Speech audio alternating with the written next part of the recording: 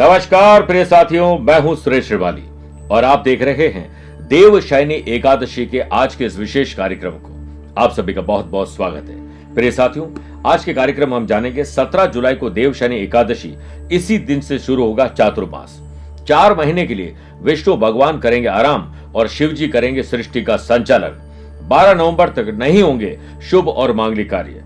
इस समय इन चीजों को खाने से बचें, बिगड़ सकती है आपकी सेहत। ये सब कुछ आज के कार्यक्रम में बताऊंगा।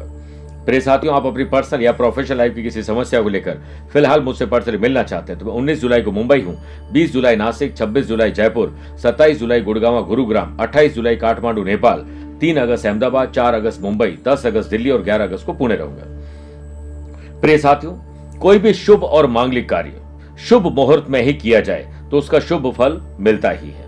आषाढ़ माह के शुक्ल पक्ष एकादशी को देवशयनी एकादशी कहते हैं। जो व्यक्ति एकादशी का व्रत रखता है उसे भगवान विष्णु जी की अति कृपा मिलती है और जीवन की ज्यादातर समस्याओं को दूर करने के आपको समाधान मिलते हैं। देवशयनी एकादशी बहुत ही महत्वपूर्ण मानी जाती है क्योंकि इसी दिन से चातुर्मास भी शुरू हो जाते हैं, जो कि श्रावण, भादो, आश्विन और कार्तिक महीने के आखिरी दिनों तक रहते हैं।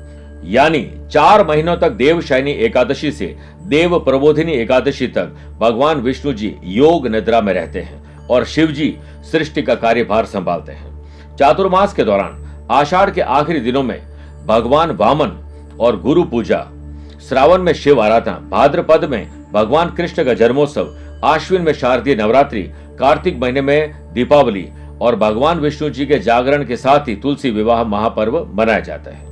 इन 4 महीनों में शादी, सगाई, गृह प्रवेश, शुभ और मांगलिक कार्य नहीं किए जाते हैं। हालांकि पूजा पाठ, उपासना, भजन, अनुष्ठान, रिनोवेशन, घर में प्रवेश कर चुके हैं तो कुछ काम करवा सकते हैं। गाड़ी, आभूषण खरीदी जैसे काम कर सकते हैं। इस वर्ष 2024 में 17 जुलाई 2024 को देवशयनी एकादशी से सभी प्रकार के शुभ और मांगलिक कार्य बंद हो जाएंगे और 12 नवंबर तक देव उठनी एकादशी के बाद से फिर से शुरू हो जाएंगे।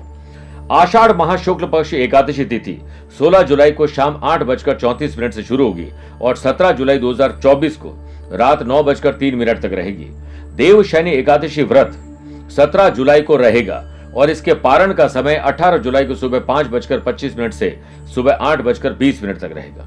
साथ ही इस बार देवशयनी एकादशी पर अमृत सिद्धि योग, शुभ योग और बुधादित्य योग भी बन रहे हैं। प्रिय साथियों, देवशयनी एकादशी की शाम तुलसी के पास दीपक प्रज्वलित करें और परिक्रमा करिए। ध्यान रखें, सूर्य अस्त के बाद तुलसी को स्पर्श नहीं करना चाहिए। थोड़ी दूर से ही तुलसी पूजन करें। विष्णु जी के मंत्र ओम नमो भगवते वासुदेवाय और श्री कृष्ण के मंत्र क्रीम कृष्णाय नमः का जाप करें। पूजा में तुलसी के साथ भगवान को भोग लगाएं। विष्णु जी को मिठाई और श्री कृष्ण भगवान को माखन मिश्री अर्पित करें। दूसरी बात, चातुर्मास में पूजा पाठ, रामायण, गीता, भागवत पुराण जैसे ग्रंथों का पाठ करें।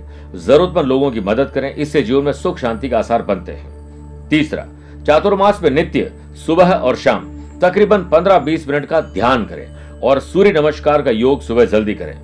अपने इष्ट देव के साथ भगवान शिव जी और श्री विष्णु जी की पूजा करें। इससे सभी ग्रहों में जो अशुभता है वो शुभता में तब्दील हो जाती है। इन 4 महीनों में पितरों के निमित्त पिंडदान या तर्पण करें। इससे आत्मा को शांति मिलती है, पितृ दोष से राहत मिलती है, संतान सुख के साथ संतान सुख और संपत्ति का सुख मिलता है। चातुर्मास के दौरान पीपल के पेड़ में जल अर्पित करना चाहिए।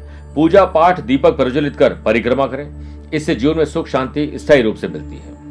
अगला उपाय, व्यापार व्यवसाय में सफलता प्राप्ति के लिए आपको इस दिन यह मंत्र पढ़ना चाहिए। ओम श्रीम ह्रीम श्रीम कमले कमलालय प्रसीद प्रसीद।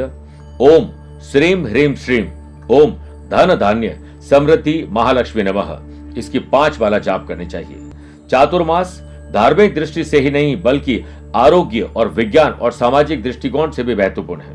चातुर्मास में ऋतु परिवर्तन और बारिश का मौसम होने से जल में हानिकारक बैक्टीरिया और फंगस ज्यादा होने से इसके चांसेस बढ़ते हैं कि हमारी इम्यूनिटी को ये बाधित कर दे और त्वचा संबंधित रोग भी हो सकते हैं। इसलिए आपको पता होगा कि गाय जो घास चरती है उसमें बहुत सारी चीजें, गलत चीजें, कीटाणु भी उनके अंदर चले जाते हैं जिससे दूध विषाक्त हो जाता है। इसलिए इस समय विशेष में दूध नहीं पीना चाहिए, भोलेनाथ को अर्पित करना चाहिए। इन 4 महीनों तक सूर्य, चंद्रमा और प्रकृति का तेजस तत्व कम हो जाता है, इसी वजह से इस दौरान खान पान में लापरवाही करने से न सिर्फ दोष लगता है बल्कि सेहत को भी नुकसान पहुंचता है। इसीलिए चातुर्मास के पहले महीने श्रावण में पत्तेदार सब्जियों का सेवन नहीं करें। वहीं भाद्रपद में दही छाछ का सेवन करने से बचें। आश्विन महीने में दूध और चौथे महीने में कार्तिक मास में हाई कैलोरी वाले उड़द, मसूर दाल और लहसुन, प्याज, अरहर का सेवन नहीं करना चाहिए। मेरे प्रिय साथियों, स्वस्थ रहिए, मस्त रहिए और व्यस्त रहिए। आज के लिए इतना ही। प्यार भरा नमस्कार और बहुत बहुत आशीर्वाद। गुरु शिष्य की परंपरा सदियों से चली आ रही है। जिसके पास गुरु नहीं वो निगुरा कहलाता है। चाहे कोई भी साधना हो, व्रत, पूजा पाठ हो, वो गुरु दीक्षा प्राप्त साधक सही ढंग से पूजा कर सकता है। वहीं जिसके पास गुरु दीक्षा नहीं है उसकी साधना अधूरी कहलाती है। आध्यात्मिक साधना सिद्धि केंद्र के विद्वान पंडितों के द्वारा मैं आपको दूंगा विशेष दीक्षा।